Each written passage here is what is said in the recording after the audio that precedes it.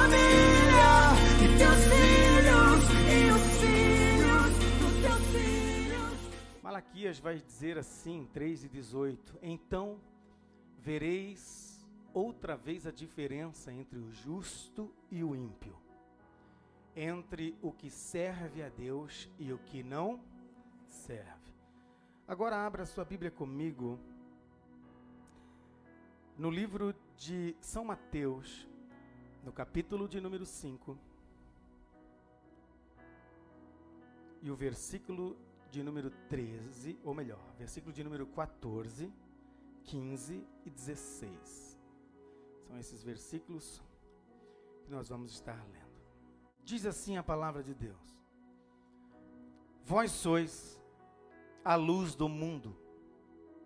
Não se pode esconder uma cidade edificada sobre um monte, nem se acende uma candeia e se coloca debaixo do alqueire, mas no velador, e dá luz a todos que estão na casa. Assim, resplandeça a vossa luz diante dos homens, para que vejam as vossas boas obras e glorifiquem a vosso Pai que está nos... Sente-se adorando o nome do Senhor. Quem somos? Quando Moisés, a fim de conquistar a terra, enviou 12 espias para espiar a terra a qual eles iam tomar, apenas 2 conseguiram entender o que eram. Dos 12 que foram enviados, apenas 2 conseguiram compreender quem eram. Eles não conseguiram ver os 10 que foram junto. Quem era eles nas mãos de Deus? E por isso, eles frustraram os planos de Deus para a vida deles. Eles frustraram os projetos de Deus para a vida desses 10. Porque cada um não conseguiu enxergar quem era na mão de Deus. Em Números, no capítulo 13, versículo 30 ao 33, vai dizer... Vamos começar do 31, depois voltamos no 30. Disseram, porém, os homens que subiram com ele. Com quem? Com Josué. Não poderemos subir contra aquele povo, porque é mais forte do que nós. 32. Assim, perante os filhos de Israel, infamaram a terra que haviam espiado, dizendo: a terra pela qual passamos para espiá-la é terra que devora seus habitantes, e todo o povo que vimos nela são homens de grande estatura. Também vimos ali Nefilins, que é uma raça de gigantes. Isto é, os filhos de Anak, que são descendentes dos Nefilins. Éramos aos olhos deles como gafanhotos, e assim também éramos aos seus olhos. Essa era a visão desses 10 que voltaram depois de espiar a terra. Nós não somos nada. Nós somos derrotados. Nós somos um povo que, se nos metermos com eles, seremos massacrados. Mas 2 sabiam de verdade primeiro, a quem serviam. Aleluia. Segundo, o que a quem servia podia fazer por eles. Versículo 30 agora, que nós íamos ler o versículo 30, diz: porém, então Calebe fazendo calar o povo perante Moisés, disse: subamos o quê? Enquanto os outros estavam dizendo: não se mete com eles porque são gigantes. Não se mete com eles porque nós não vamos conseguir. Caleb dizia: subamos animosamente e apoderemo-nos dela. Do quê? Da terra. Porque bem poderemos prevalecer contra ela. Ele estava dizendo: ei, eles podem ser grandes, eles podem ser gigantes, eles podem ser quem for, podem ser valentes, mas existe um que está conosco, que pode fazer nós vencê-los e conquistarmos aquilo que é nosso. Quem somos? Essa é a pergunta que eu quero fazer para cada irmão, e eu quero que você faça para si mesmo. Quem sou eu? Na mão de Deus. Quem sou eu servindo ao Senhor?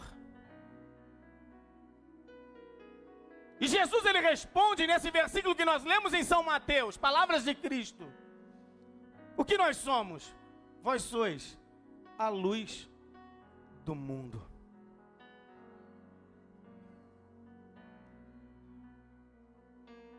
Vós sois aquele que reflete a minha imagem. Quem estava falando isso era a própria luz. O apóstolo Paulo, em Filipenses, no capítulo 2, e versículo 15, Filipenses 2 e versículo 15. Ele vai dizer: para que vos torneis irrepreensíveis e sinceros, filhos de Deus, imaculados, no meio de quem? De uma geração o quê? Corrupta. E o quê? Perversa. O qual resplandeceis como o quê? Luminares. Algumas versões diz luzeiros no mundo. A palavra de Deus, ela nos traz o conceito de quem nós somos. Nós devemos ser a luz neste mundo. Nós devemos resplandecer como luzeiros. Porque a palavra grega colocada nesse texto aí é foster, que significa literalmente luzeiro ou luminares, como está nessa versão que lemos. Então o apóstolo Paulo, ele está dizendo claramente: vocês estão no meio de uma geração corrupta. Vocês estão no meio de uma geração perversa. Mas vocês são diferentes, vocês têm uma identidade, vocês têm uma luz, vocês são luzeiros.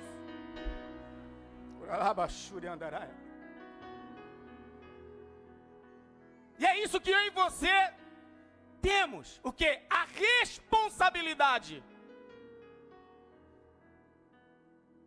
de manifestar exatamente aquilo que Jesus falou neste versículo. A responsabilidade de sermos luz. A responsabilidade de dizer: vós sois a luz que ilumina na escuridão. E para a gente possa ter um conceito melhor sobre esse propósito de que a gente precisa ser luz, nós precisamos entender o que é ser luz. E para a gente entender o que é ser luz, a palavra de Deus quer justamente comunicar e falar ao nosso coração sobre esse assunto. E a melhor forma de nós conhecermos esse assunto é falar de a vida, ou melhor, falar da vida de alguém que realmente foi luz nessa terra, o próprio Senhor Jesus Cristo. Jesus estava dizendo: ei, vós sois a luz, vocês são os meus discípulos. Em Mateus no capítulo 4, versículo 16, Mateus 4:16, a Bíblia se referindo à chegada de Cristo, ela nos diz assim: o povo que estava sentado em trevas, viu o quê? Uma grande, falando de Jesus. Sim, aos que estavam assentados na região da sombra da morte, a estes o quê? A luz raiou. Jesus, a luz do mundo. Em Lucas, no capítulo 1, versículo 78 e o versículo 79, Lucas 1, 78 e 79, a profecia de Zacarias, o pai de João Batista, vai dizer o seguinte: graças à entranhável misericórdia de nosso Deus, pela qual nos há de visitar a aurora lá do alto.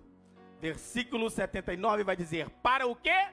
Para alumiar os que jazem nas trevas e na sombra da morte, a fim de dirigir os nossos pés no caminho da paz. Esse Jesus, João Batista, filho de Zacarias, que um dia estava batizando no Jordão.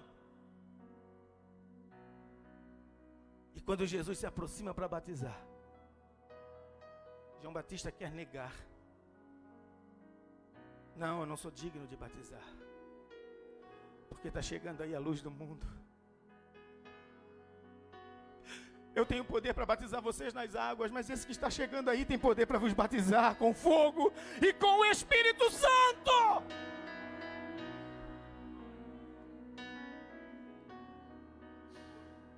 Em João no capítulo 1, versículo 8 e versículo 9, o texto falando de João Batista vai dizer assim. João no capítulo 1, versículo 8 e 9. Versículo 8 e versículo 9. Ele não era a luz, mas veio para dar testemunho da luz. Ele está falando de João. O texto está falando de João Batista. Ele não era a luz. Porque João Batista que batizava, João Batista que pregava, raça de víbora, arrependei-vos para o dia vindouro do Senhor. Falava a verdade, palavra dura, para que o povo se arrependesse.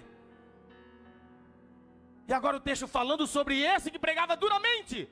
Ele não era a luz. Versículo 8.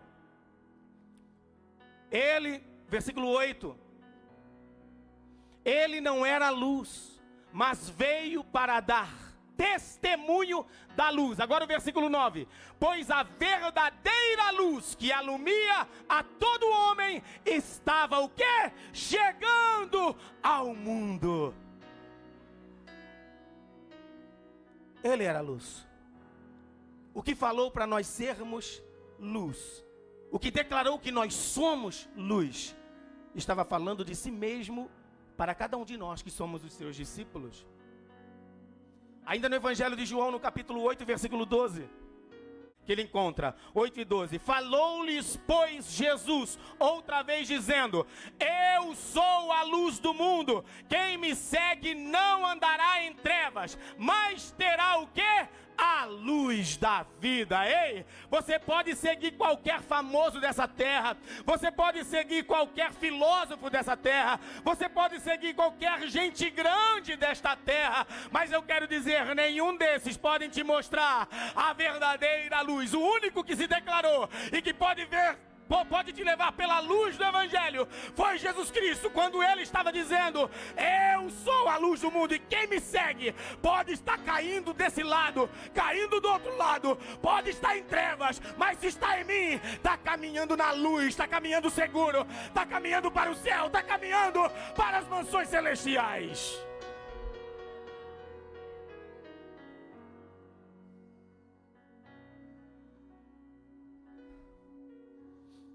Então o próprio Jesus vive nesse lugar de ser classificado pelos outros homens por intermédio do Espírito Santo, que ele era a luz.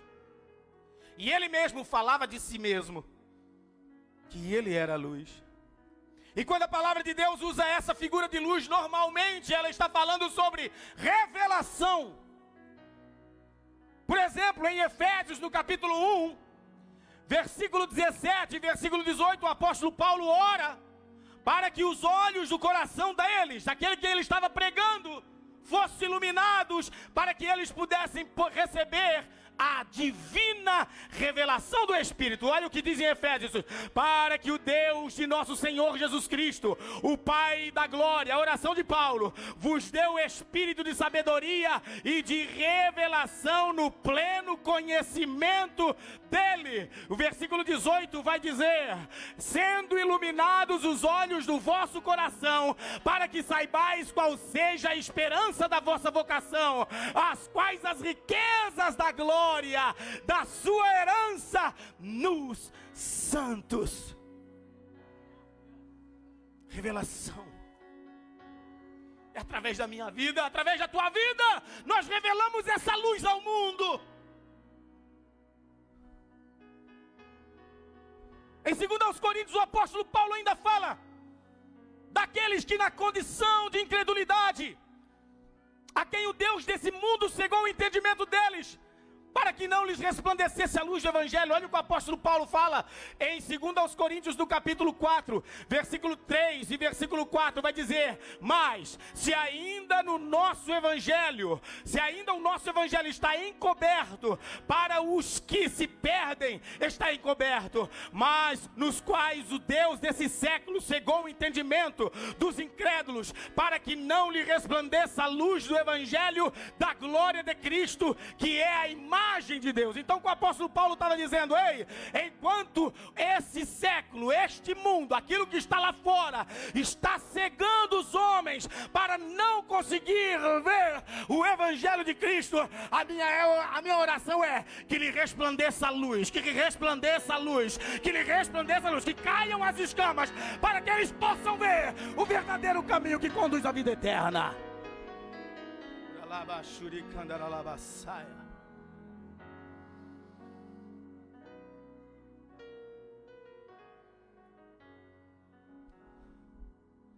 A palavra de Deus nos mostra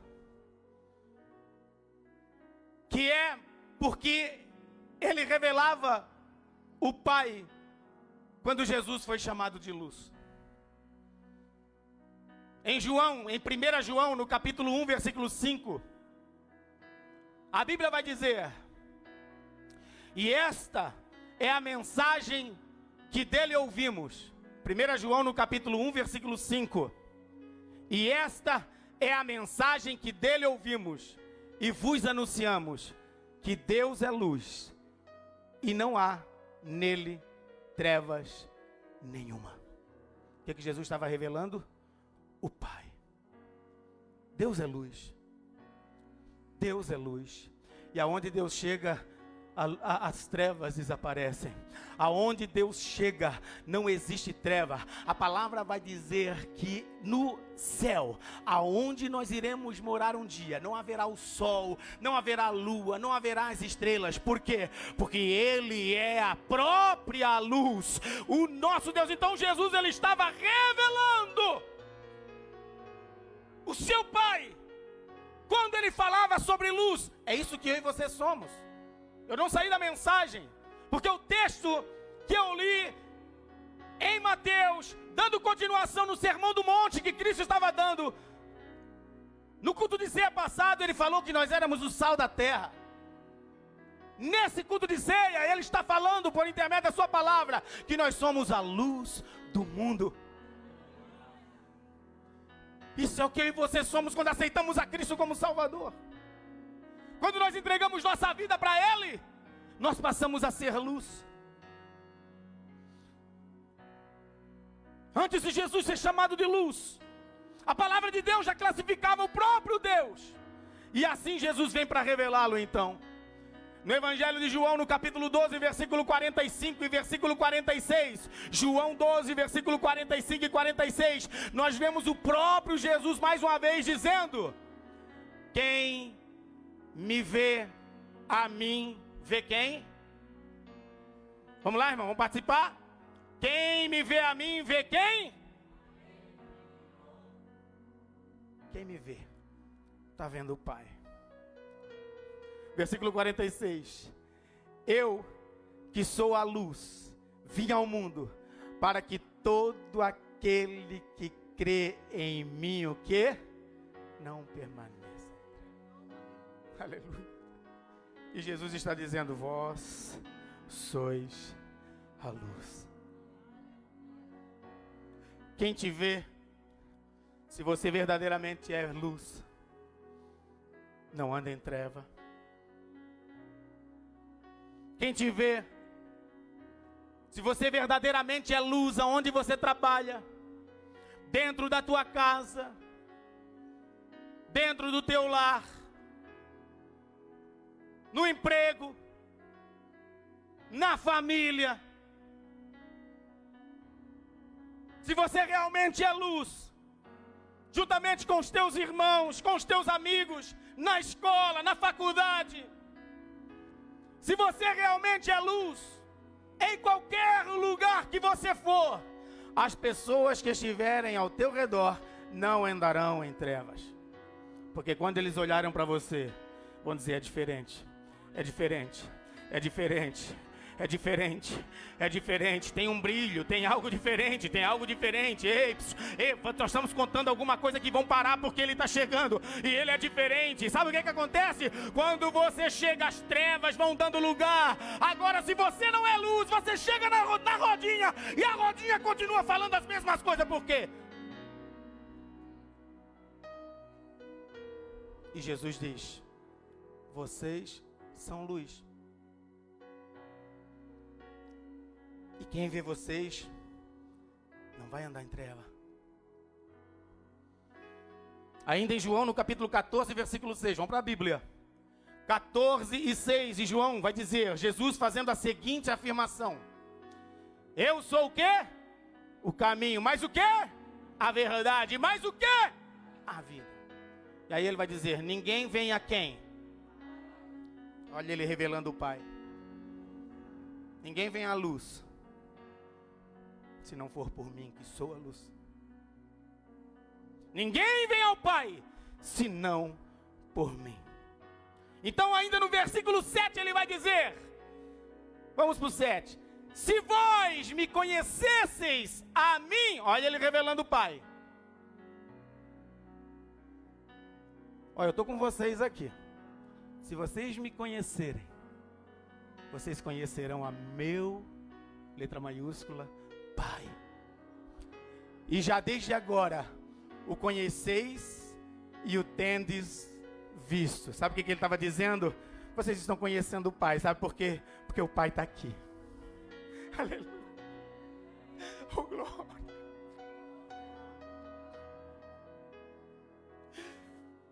Vocês estão conhecendo o Pai. Quer ver? Continua aí. Versículo 8, Kelmer. Disse-lhe Filipe, Senhor, mostra-nos o Pai. Isso já vai nos bastar. Aí Jesus olha para Filipe. E vai dizer assim, ó. Há tanto tempo, Filipe, eu estou convosco. Ô Filipe, é cego que vê, é coxo que anda, é leproso que é curado, é mensagem que eu prego, é transformação, é demônios sendo expulsos. Há tanto tempo eu estou convosco e ainda tu não me conheces, Filipe. Quem viu a mim, viu o Pai. E como dizes tu, mostra-nos o Pai. Jesus revelava o Pai. E sabe o que eu aprendo aqui? Quando Jesus diz para os seus discípulos, irmão Wander, vós sois a luz do mundo, ele está dizendo, vocês me revelam.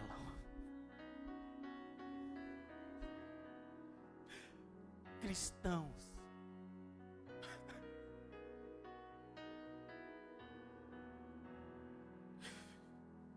Bíblia embaixo do braço,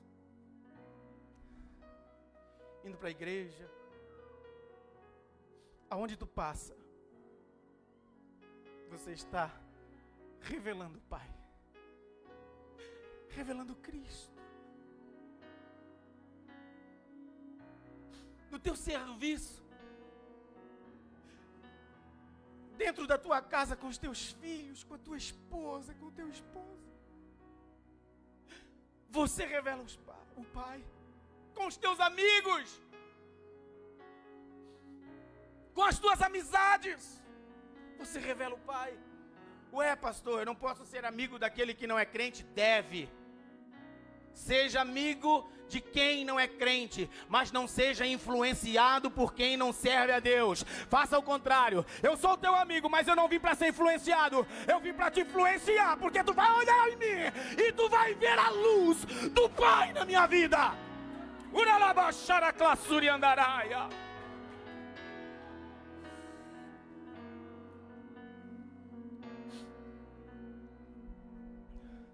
Jesus estava dizendo para os discípulos: eu estou aqui, quando nós acabamos de ler esse versículo, para revelar o meu Pai. Eu estou aqui para revelar Deus. Eu estou aqui para manifestar Ele nessa terra. Em João no capítulo 9 e o versículo 5, Jesus diz, olha o que Jesus fala: enquanto eu estou no mundo, o que Ele é? Sou a luz do mundo. Olha para mim. Vocês estão me vendo? A luz está com vocês. Mas vai chegar um tempo que essa luz vai voltar para o Pai. Mas vocês continuarão a obra, e aonde vocês forem, porque é por todo mundo, e disse-lhes: ide por todo mundo, e pregai este evangelho, pregai esta luz a toda a criatura, porque quem crer e for batizado, não vai andar mais em treva, mas será salvo, será salvo, será salvo, terá o seu nome escrito no livro da vida. E quando a trombeta soar, a última, a palavra de Deus fala, ao soar da última trombeta, aqueles que estiverem vivos, salvos, redimidos do sangue do Cordeiro terão seu corpo transformado e serão arrebatados e encontrarão juntamente com todos aqueles que já morreram desde o início do mundo até o presente momento em Cristo Jesus, nas mansões celestiais, nos ares.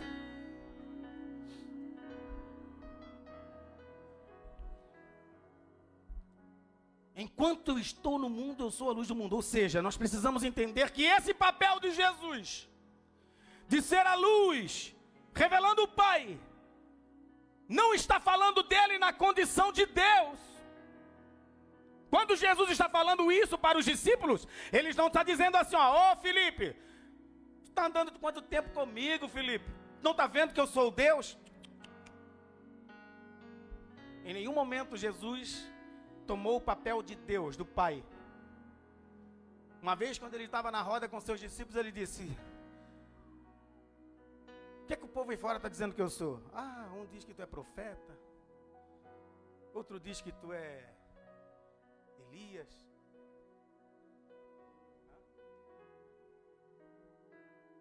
Uns dizem que tu és um dos profetas. Aí Jesus olha para eles: aí, vocês?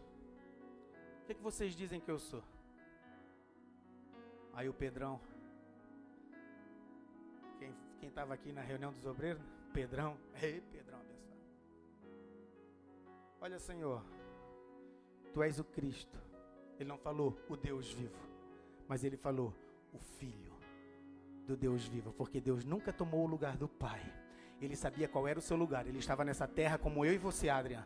Ele estava sofrendo o que você sofre, o que eu sofro, o que cada um de nós aqui sofremos. Jesus estava passando aqui nessa terra e sofrendo perseguições, sofrendo tentações, sofrendo frio, sofrendo dor, sofrendo fome, sofrendo sede. Tudo que você pensar em passar, o Senhor Jesus já passou por você também. Até mesmo aquela depressão que você pensa: meu Deus, eu sou crente, eu sou salvo, eu não poderia estar com isso. Jesus também teve momentos que ele quis desistir. Quando ele estava no jardim do Getsemane, ele diz: Pai, se possível, passa de mim esse cálice. Sabe o que ele estava dizendo? Eu não estou aguentando mais. Mas ele volta um pouquinho atrás e diz: portanto, seja feita a tua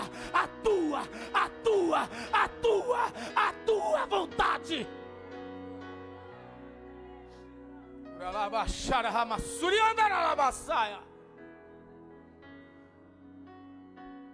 Por isso que ele te entende. Por isso que ele te compreende. Então, ele está revelando o Pai, não está falando da forma, na condição de Deus, que hoje está sentado à direita de Deus, não. Ele está falando na forma que ele viveu, andou, caminhou como homem nesta terra. Um homem que revelava a Deus nessa terra. Portanto, estou encerrando já. Se esse é o significado da palavra luz, se esse é o significado de eu e você sermos luz, nós precisamos entender que nós também temos a mesma responsabilidade. Não uma parecida. Não, você não tem uma responsabilidade parecida com a de Cristo, não. Quando Jesus diz assim, ó, Rafael, tu és a luz do mundo. Vós sois a luz do mundo. Ele está dizendo, vocês têm a mesma responsabilidade que eu tenho de estar mostrando o Pai na vida de vocês. Sabe o que ele está dizendo? Aonde tu estiveres, quando olharem para ti, eles estarão me vendo. Aonde tu estiveres, quando olharem para ti, ele vai dizer, ali está um pequeno Cristo, porque isso é o significado de cristão. Cristão é um pequeno Cristo. Nós somos imitadores de Cristo. O apóstolo Paulo, ele fala assim, ó, para os seus, aqueles que eles estavam com ele, olha, sede meus imitadores, como eu sou de Cristo, porque eu estou imitando a luz, e vocês devem imitar a luz também. Então todos aqueles que veem você estarão vendo o Pai.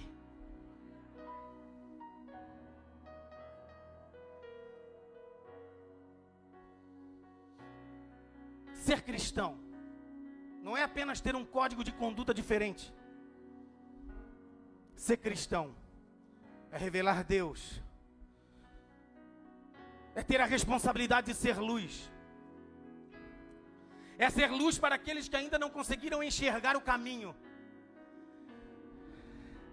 Quando eu olho para aquilo que a palavra de Deus nos ensina em 1 João, no capítulo 4, versículo 12, vai dizer o seguinte: ninguém jamais viu a Deus.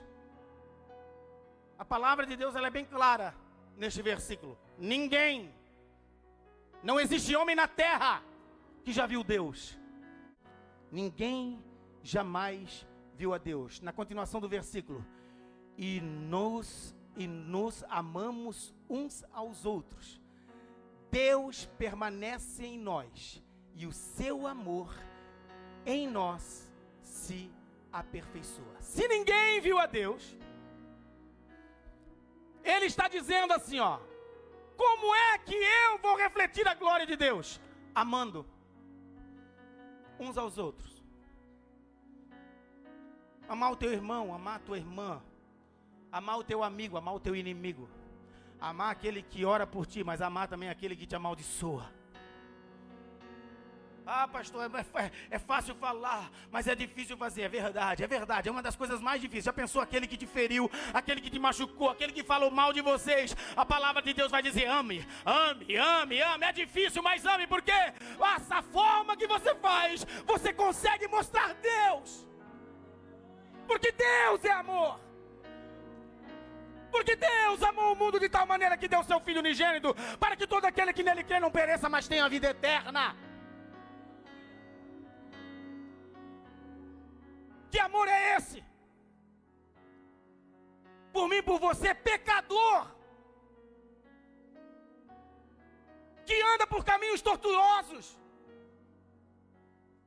que tem inclinação para a carne, e que o próprio apóstolo Paulo, quando pregava e chegava em casa, ontem eu comentei com o irmão Mateus, dizendo, o apóstolo Paulo, ele falava que quando ele acabava de pregar, ele chegava em casa e se esmurrava, batia em si mesmo, para não dar inclinação para a carne, para não errar naquilo que ele pregava.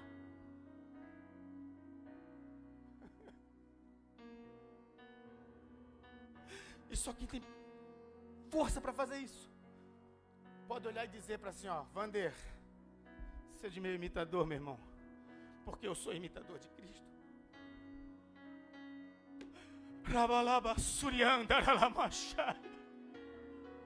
Poder de perdoar, amar. Nós estamos em um culto de ceia.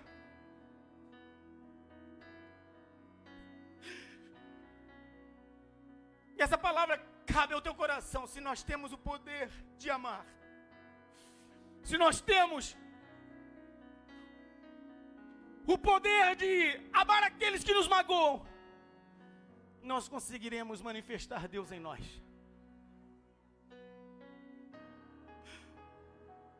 Porque Jesus, sendo a luz, ele disse: Pai, perdoa-lhes, porque eles não sabem o que fazem. Sangue e água correndo do seu corpo, coroa de espinhos que cravavam no seu crânio, pregos nos pés, prego nas mãos, uma noite inteira de chicoteadas, corpo dilacerado, com sede, deram vinagre para ele beber molhado numa esponja, para que ele suportasse mais um pouco a dor e não morresse antes. E ele olha, e a linguagem do amor fala mais alto: Pai, perdoa-lhes. É por eles. Eu sofro, mas é por ele.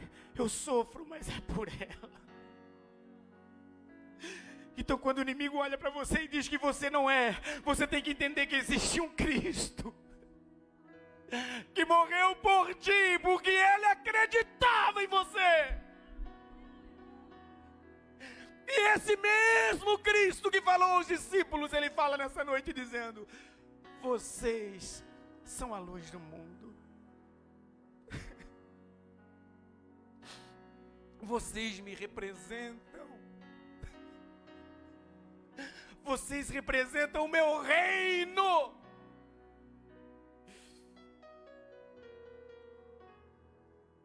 O plano e o projeto de Deus é revelado através de nós, através da nossa conduta, através do nosso exemplo.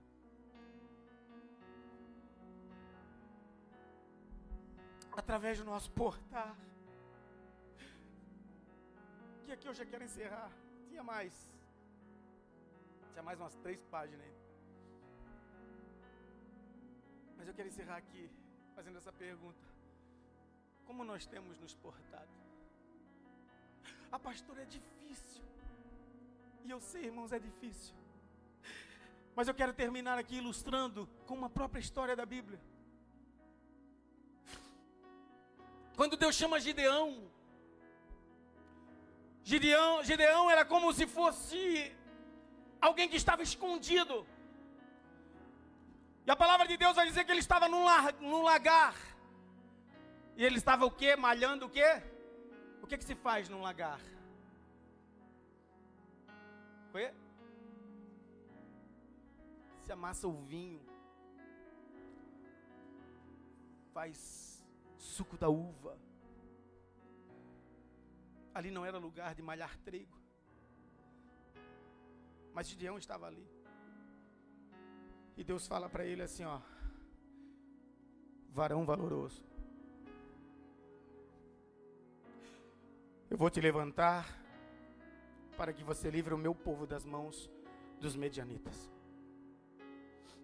E ele vai dar um monte de desculpa para Deus. Ele vai dizer: eu sou o menor da minha casa. A minha casa é a mais humilde. A minha casa é a mais pequena. Eu não tenho capacidade para isso. E Gideão ouve a voz de Deus dizendo: tu livrarás o meu povo das mãos dos medianitas. Gideão faz provas com Deus, muitas provas. E de repente ele anuncia, aceita o desafio, anuncia. E se reúne um grande exército de homens. 32 mil homens, se não me foge a memória. Para enfrentar um exército gigantesco de medianitas. 32 mil homens já era pouco. E Deus olha para Gideão e diz: é muita gente.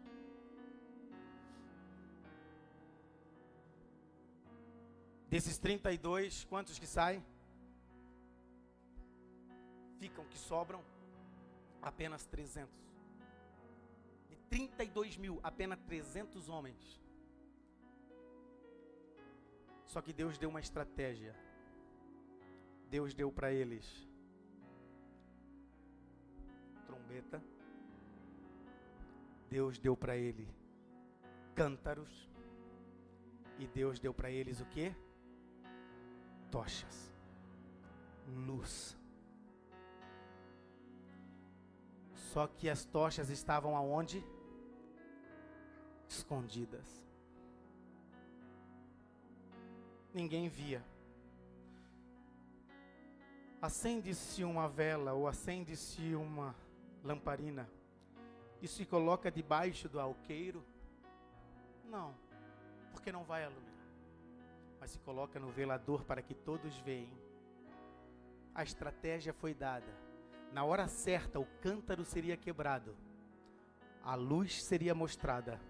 E a glória de Deus se manifestaria no meio do exército de Israel. Isso foi uma estratégia que Deus deu para Gideão. Mas é isso que eu quero ilustrar aqui. Nós como cristãos, a palavra de Deus vai dizer, o apóstolo Paulo diz, que nós temos um tesouro escondido aonde? Em vasos de barro.